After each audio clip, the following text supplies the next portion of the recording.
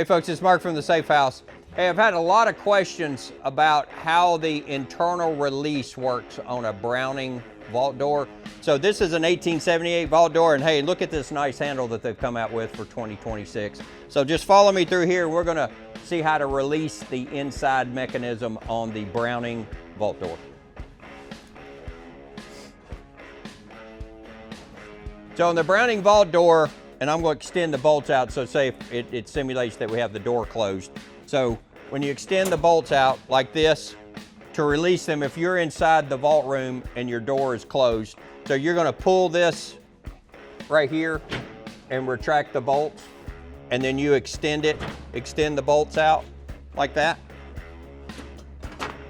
If you can see them go in and out.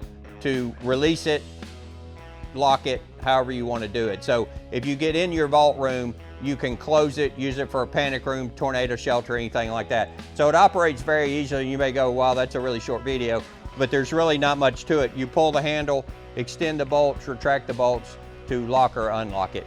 And of course, from the outside, no one can get in your vault room if it's locked from the inside with, wait for it, an electronic lock. If you use a mechanical lock, you can extend the bolts, but you can't lock it because you got to spin that dial. So if you have any questions about any Browning product, the vault doors, releasing, anything like that, give one of our 3 locations a call.